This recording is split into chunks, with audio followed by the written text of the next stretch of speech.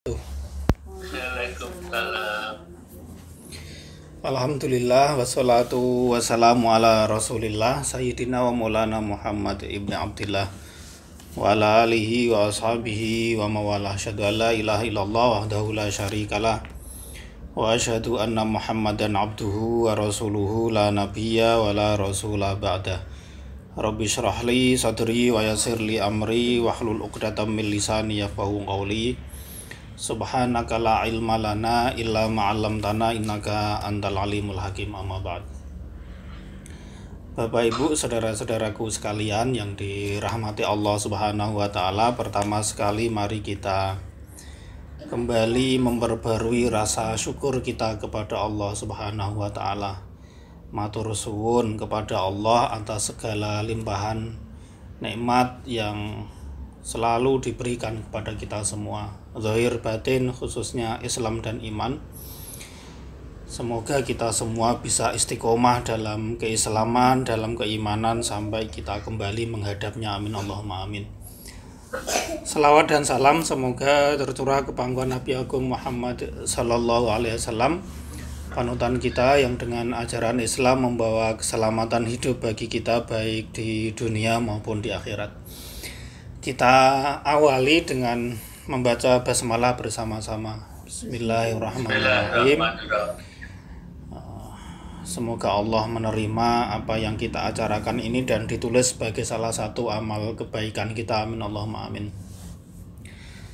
Bapak Ibu saudaraku sekalian, kita lanjutkan hikmah berikutnya, yaitu hikmah ke-108 dari kitab Al-Hikam Ibnu Athail As-Sakandari yang disyarahi oleh Syekh Said Ramadan Al-Buti.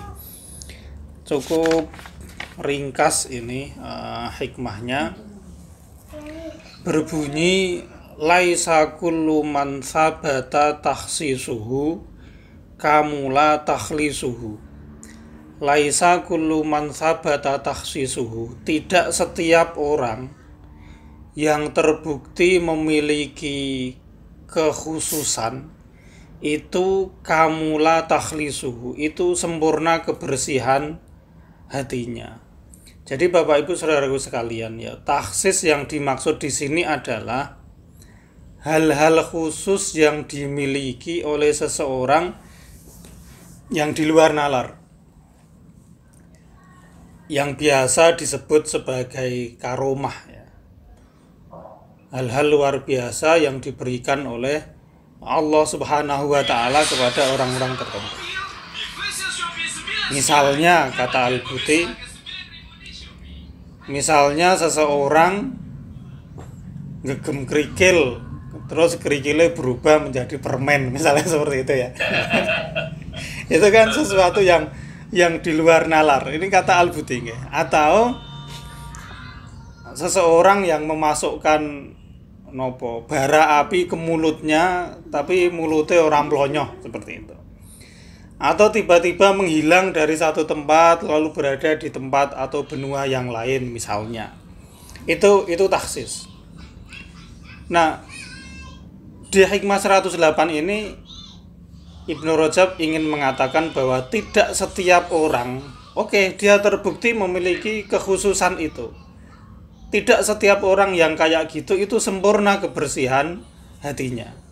Ya, takhlis di situ maksudnya adalah orang yang karena anugerah Allah itu hatinya bersih dari penyakit-penyakit atau batinul ismi, dapat terlepas dari kendali nafsu dan syahwatnya, serta mampu menjauhkan diri dari dosa. Jadi makna dari hikmah 108 ini ringkasnya Bapak Ibu saudaraku sekalian, bahwa tidak setiap orang yang kamu lihat punya kelebihan atau punya hal-hal yang di luar nalar itu wali Allah yang terbebas dari nafsu dan penyakit hati. Karena seringkali hal-hal yang di luar nalar tersebut itu ya bisa jadi hanyalah trik yang bisa dipelajari, keterampilan yang bisa dipelajari juga, begitu. Atau bisa jadi itu dari setan, bukan dari Allah.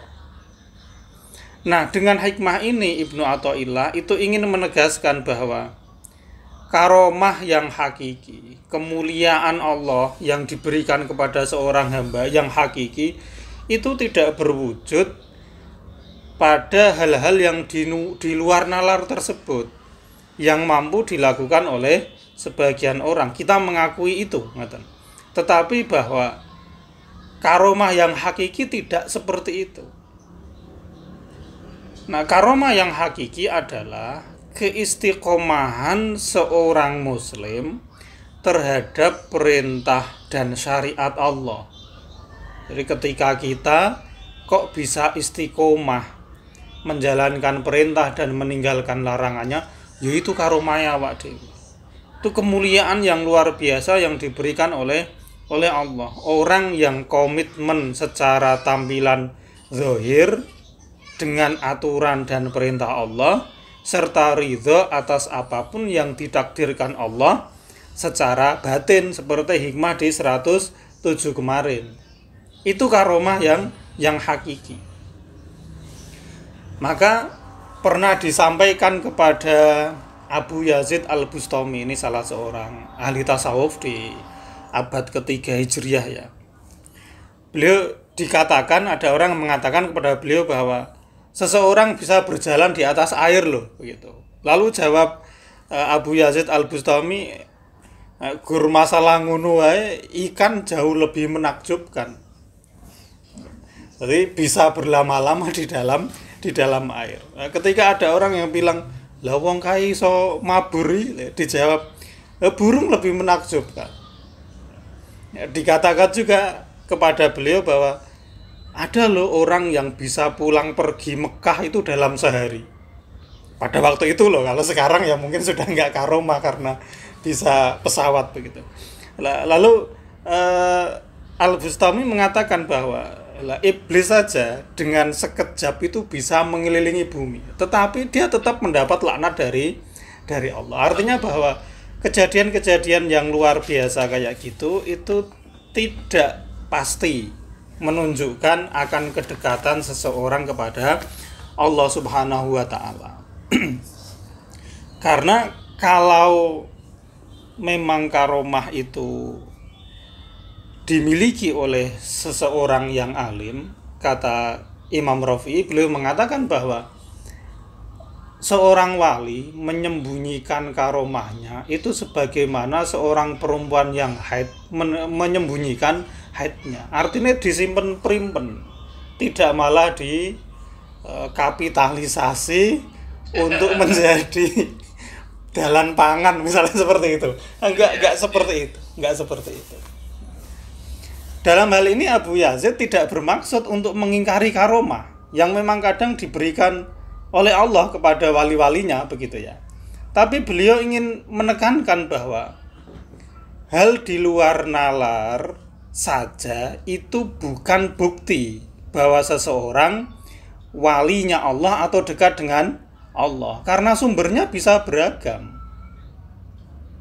Kalau bila hal itu didukung oleh keistiqomahan pemiliknya terhadap komitmen terhadap Al-Quran dan hadis, dibuktikan dengan kebersihan hatinya dari penyakit-penyakit yang mengotorinya, maka itu baru merupakan karomah. Maka karomah yang hakiki yaitu tadi, ketika kita secara tampilan zahir bisa komitmen dengan perintah-perintah Allah, batine awak dhewe ya nerima ridho dengan sepenuh kesabaran atas apapun yang ditimpakan oleh Allah kepada kita.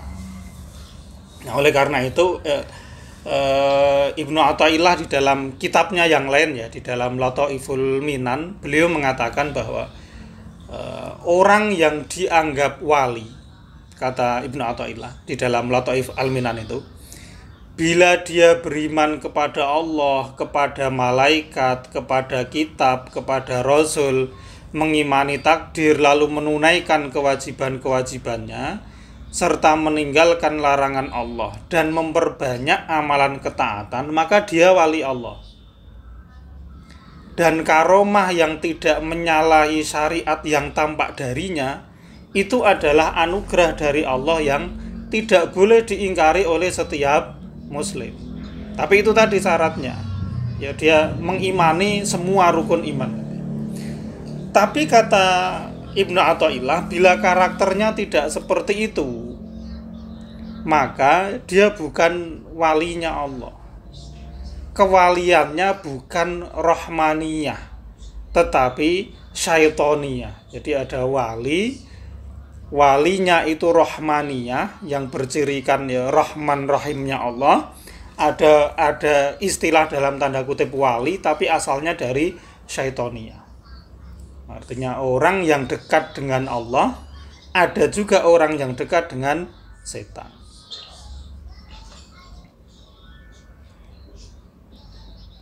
Nah, orang-orang yang kewaliannya itu walayah syaitoniyah itu ya karomahnya adalah penyesatan setan gitu untuk dirinya dan orang-orang yang melihatnya. Nah, kata Ibnu Athaillah ini bukan sesuatu yang aneh. Pada zaman itu kata beliau itu sangat banyak terjadi gitu. Karena banyak orang yang bahasa kita punya khodam begitu ya. Banyak orang yang dilayani oleh jin untuk melakukan hal-hal yang dia inginkan, yang terkadang merupakan itu hal terlarang. Nah, oleh karena itu ya di dalam Lataiful Minan ini Ibnu Athaillah mengatakan bahwa ukuran dan timbangannya dalam hal ini adalah Al-Quran dan hadis. Standarnya itu. Jadi Ibnu Athaillah ini wali yang syar'i begitu. Nah, siapa yang mengikuti keduanya dan yang bertumbuh pada keduanya yaitu Quran dan hadis, maka karomah dan semua ahwalnya itu ahwal rahmaniyah. Karomah rahmaniyah. Sedangkan siapa yang tidak berpegang pada keduanya dan tidak berhenti pada batasan-batasannya, maka ahwalnya adalah syaitoniyah. Nah, di antara bentuk kata Al-Buti ini ya, ini titik tadi pernyataan dari Ibnu Athaillah di dalam Lataif Al-Minan. Di antara bentuk dari keistiqomahan seseorang terhadap Al-Quran dan hadis adalah tidak membuka karomah yang diberikan Allah kepadanya dan menutup rapat pembicaraan seperti ini. Jadi sekali lagi ya memang kalau benar-benar wali itu nggak mau kemenusan istilahnya, nggak mau dilihat oleh orang, tidak malah diekspos dan macam-macam. Maka Syekh Ahmad Rifai di dalam Al-Burhan Al-Mu'ayyidnya beliau mengatakan bahwa fokuslah pada mengajak orang-orang ke jalan yang hak dan jangan mengharapkan karomah atau hal-hal yang di luar nalar. Para wali Allah menutupi karomah mereka seperti para perempuan yang menutupi haidnya. Jadi fokus kita ya ketika mengajak orang lain itu jangan dengan cara kita menunjukkan iki lho aku iso ngene, maka ayo ikut aku. Tidak seperti itu. Al-Buti mengkritik keras ya bahwa banyak di Suriah waktu itu yang cara paling efektif untuk mempengaruhi jamaah atau mendatangkan jamaah itu ya dengan cara nonggone yai kae dia yang bisa gini ya, seperti itu. Itu dikritik keras oleh Al-Buti. Maka beliau mengatakan ya coba bandingkan aja dengan beberapa syekh zaman sekarang, kata beliau, yang justru menjadikan hal-hal yang di luar nalar itu sebagai modal dasarnya dalam berdakwah. Memang itu yang dikapitalisasi. Sing iso nekake jamaah terus gelem yodo nopo lah gitu jamaah gitu, itu dengan menunjukkan hal-hal yang di luar nalar kayak gitu. Nah, Al-Buti mengkritik keras seperti itu dan mengkritik masyarakat yang kayak gitu. Karena pada akhirnya standar kesolehan dan tanda kewalian seseorang itu diukur dari banyaknya keajaiban dan hal-hal di luar nalar yang dilakukan oleh seseorang.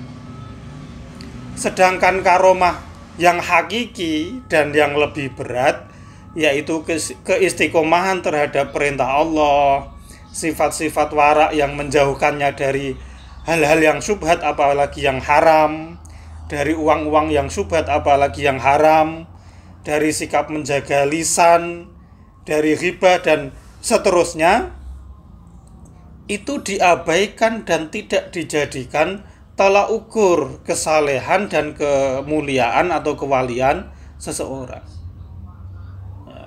Yo, kita mengakui atau tidak ya, banyak di tengah masyarakat kita ini orang yang dianggap mulia itu ketika dia bisa atau duwe keluwehan lah, punya sesuatu yang berbeda atau yang istimewa. Padahal kita nggak tahu keistiqomahannya seperti apa di dalam nopo niku berpegang terhadap Al-Qur'an dan As-Sunnah. Nah, yang menjadi standar utamanya bukan karena dia memiliki hal-hal yang di luar nalar kayak gitu, tapi dilihat keistiqomahannya sehari-hari. Banyak kiai dadaan gitu ya, banyak ustadz dadaan karena awalnya ya mungkin dia bisa apa bisa mabur apa bisa apa, lalu kemudian memiliki banyak jamaah. Kata Al-Buti, ya memang sebenarnya lebih mudah untuk mengaku diri memiliki hal-hal yang luar biasa daripada berhias dengan sifat orang-orang soleh. Jadi kita ngumpul ke jamaah dengan misalnya kita punya trik bisa ngapain begitu ya, itu akan jauh lebih mudah mengumpulkan orang daripada kita ini memang harus benar-benar berhias dengan sifat orang-orang soleh. Lebih mudah bilang ke jamaah misalnya bahwa kita baru saja melihat Rasul atau bermimpi ketemu Rasul dan seterusnya, mendapat pesan dari Rasul begini begitu, atau telah mengalami hal yang di luar nalar, daripada memperlihatkan kezuhudan kita kepada jamaah. Karena ya nyatanya mereka masih melihat betapa kita kendonyan begitu. Nah, lebih mudah untuk mengarang cerita kayak gitu atau melebih-lebihkan cerita-cerita kayak gitu daripada kita memberi contoh kepada jamaah tentang bagaimana bersikap menjadi seorang muslim yang baik, karena kita sendiri yurungi iso dadi muslim yang baik. Maka jalan yang paling cepat untuk ngumpul ke jamaah itu dengan melebih-lebihkan cerita kayak gitu. Tapi itu sesuatu yang tidak tepat. Dikritik keras di dalam Hikmah 108 ini bahwa tidak semua orang, artinya ada orang gitu, tidak semua orang yang memiliki hal-hal yang luar biasa kayak gitu itu hatinya bersih. Dan yang dijadikan standar utama adalah kebersihan hatinya. Maka kalau ada orang yang hatinya bersih kok memiliki karomah seperti itu, oke, kita menerimanya. Tetapi kalau ada orang yang punya kelebihan yang kok hatinya ya umuk, ya saya kendunyan, ya saya butuh macem-macem gitu, kita harus menentangnya dan menolaknya. Kuwi wali apa? Wali saya butuh duit, misalnya seperti itu. Orang model wali kuwi. Wali saya njaluk sumbangan dan seterusnya misalnya, bukan wali. Jadi Bapak Ibu Saudara sekalian ya, yang terpenting adalah ketika Allah membersihkan kita dari penyakit hati, itu yang terpenting. Bukan ketika kita mempunyai kemampuan khusus yang tidak dimiliki oleh orang lain.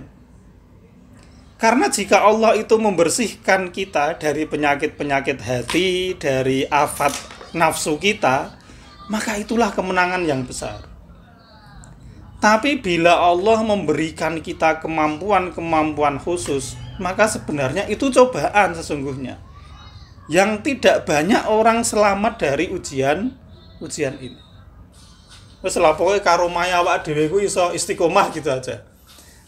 Zahire ibadah gitu ke, batine senompo apapun yang ditimpakan oleh Allah kepada kita. keistiqomahan kita terhadap dua hal itu ya kuwi karomah awak dhewe. Nah, ketika kita belum bisa ya berarti emang rung iso karomah. Nah, kita mencoba di hikmah 107 lalu dikuatkan di hikmah 108 ini bahwa oke lah, fokus kita untuk mendapatkan itu. Bahwa karomah atau kemuliaan yang diberikan oleh Allah kepada hambanya itu adalah ketika kita bisa secara zahir istiqomah menjalankan perintah dan larangannya, secara batin nompo nerimo ridho sabar atas apapun yang ditimpakan Allah kepada kita. Maka itu karomah yang luar biasa yang menunjukkan bahwa kita ini walinya Allah dalam tanda kutip, orang yang dekat dengan Allah Subhanahu wa taala, meskipun yo orang duwe apa, artinya nggak punya kelebihan apapun gitu, ya ora iso mabur, ya ora iso dan macam-macam. Tapi tidak penting seperti itu. Yang terpenting ketika hati kita bersih. Saya kira itu ringkasan hikmah ke-108. Semoga bermanfaat. Mohon maaf apabila ada salah dan kurangnya. Assalamualaikum warahmatullahi wabarakatuh. Waalaikumsalam warahmatullahi wabarakatuh.